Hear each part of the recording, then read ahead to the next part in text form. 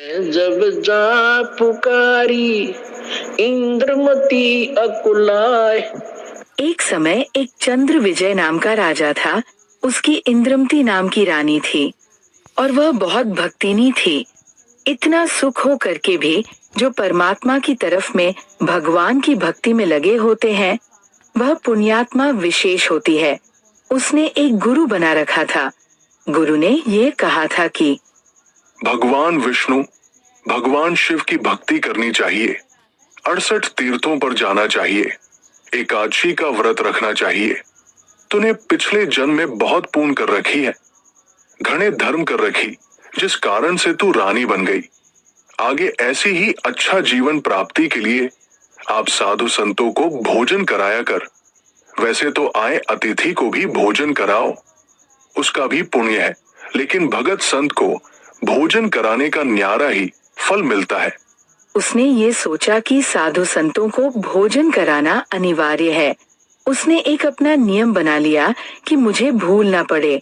मैं प्रतिदिन संतों को, जितने भी आसपास के संत 20-10, कम से कम एक संत को तो भोजन कराकर ही मैं प्रतिदिन आहार किया करूंगी।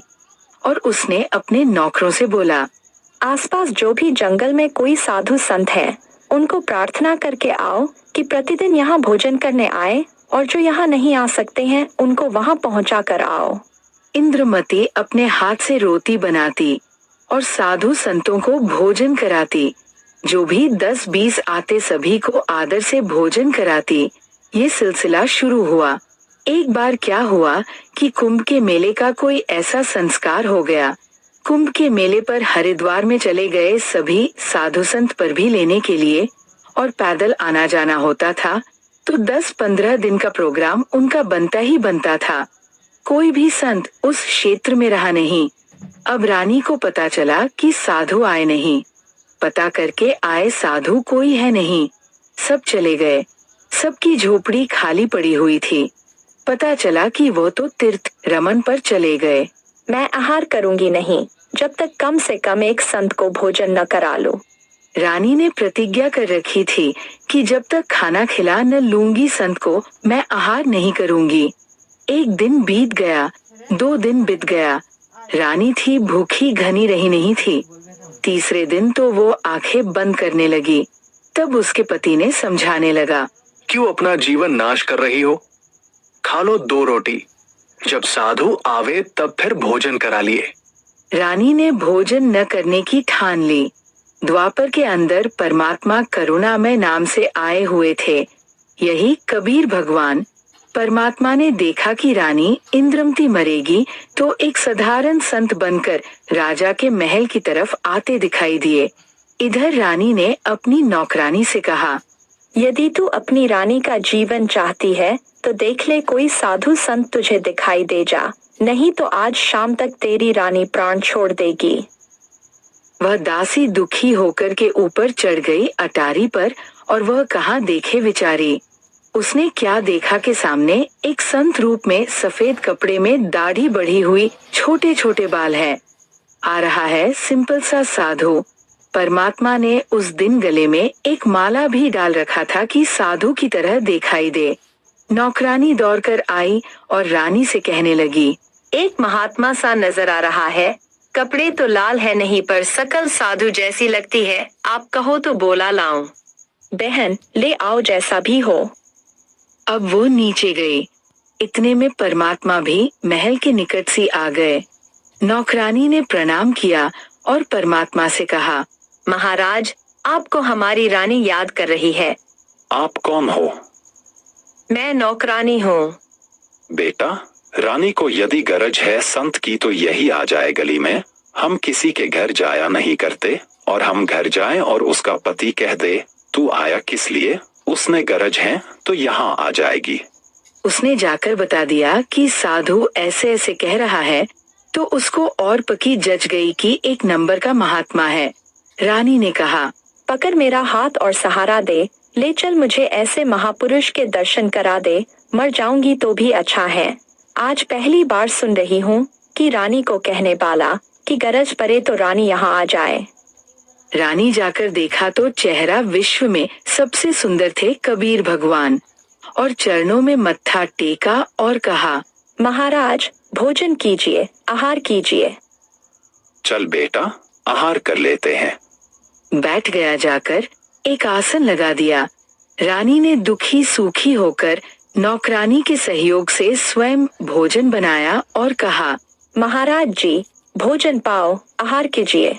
बेटा, आप इतना कमजोर क्यों हो? कोई रोग है आपको क्या? मैं प्रतिदिन एक साधु को भोजन कराकर भोजन करती थी, संत रहे नहीं क्योंकि वह कुंभ के मेले में स्नान के लिए चले गए। आज तीसरा दिन आ गया महाराज जी, आप न आते तो मर जाती। भोजन परमात्मा के पास रखा तो परमात्मा ने कहा, बेटी, मेरा शरीर भोजन करने का नहीं है। मैं तो खाऊं या ना खाऊं, सदा एक रस रहता हूँ। जी ठीक है, भोजन नहीं खाओगे तो मैं भी नहीं खाऊंगी। मरना मंजूर है मुझे, मरना ही मुझे उचित है। मैं अपना प्रतिज्ञा भंग नहीं कर सकती। ठीक है, ला बेटा, भोजन कर लेता हूँ। परमात्मा ने भोजन किया, फिर रानी से पूछा, बेटा, आपको यह हट किसने बताया? मैंने गुरुजी बना रखे हैं।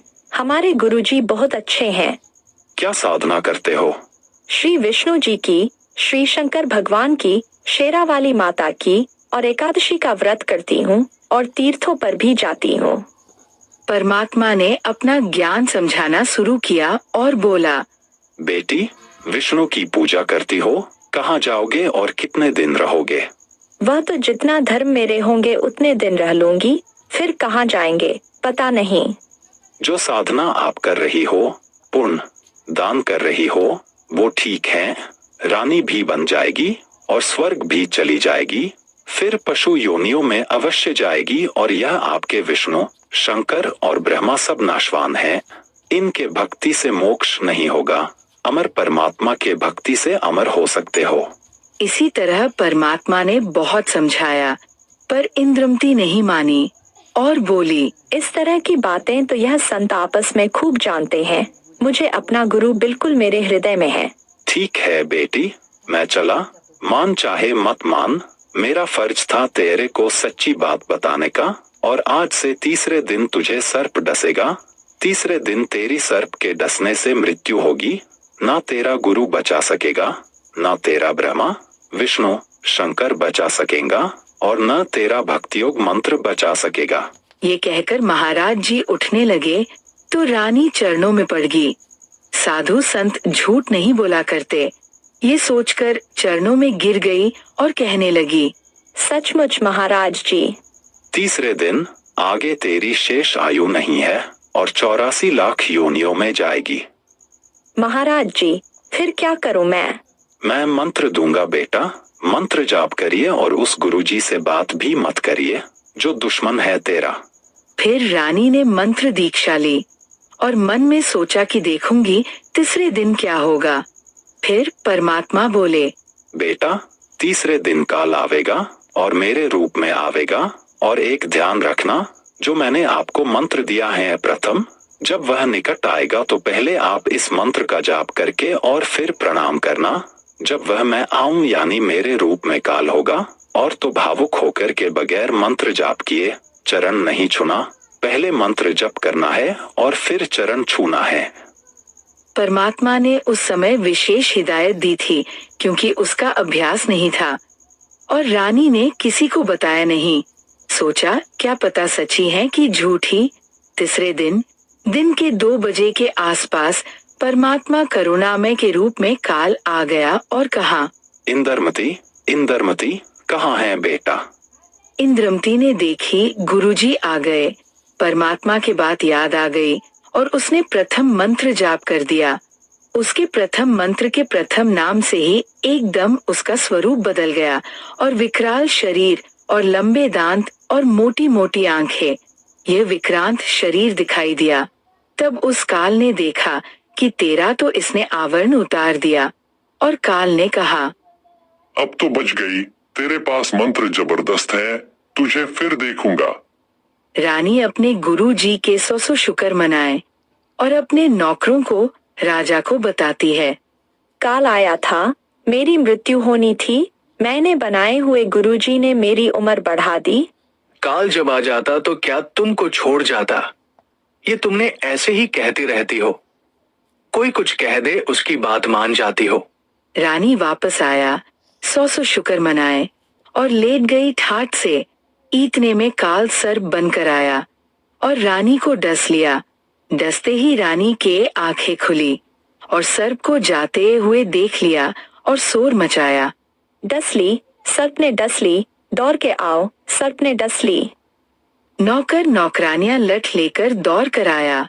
लंबा महल था राजा का। सर्प जाता दिखे सबको, मोरी में से निकल गया। रानी अचेत हो गई, मृत्यु को प्राप्त हो गई। राजा ने वैद्य बुलाए, डॉक्टर बुलाए, गार्डू बुलाए, सब कुछ कर लिया। सबने मृत घोषित कर दिया। तब परमात्मा आ गए। जीन नौकरानी ने देखे थे उस दिन भगवान को। उसने कहने लगी, महाराज जी, आपकी शिष्या को सर्प ने डस लिया, सर्प से मृत्यु हो गई। हाहाकार मच गई। तब परमात्मा ने एक बहाना सा करा, मंत्र सा बुदबुदाया और कहा, उठ बेटी। 1 सेकेंड में रानी खड़ी हो गई। बोलो सद्गुरु देव की जय। डसी सर्प ने जब जा पुकारी, इंद्रमती अकुलाय। डसी सर्प ने जब जा पुकारी, इंद्रमती अकुलाय। आपने तुरंत करी सहाय बेरुली, मंत्र सुनाने वाले आपने तुरंत करी सहाय बेरुली। मंत्र सुनाने वाले धन धन सतगुरु सत कबीर। भक्त की पीड़ मिटाने वाले भक्त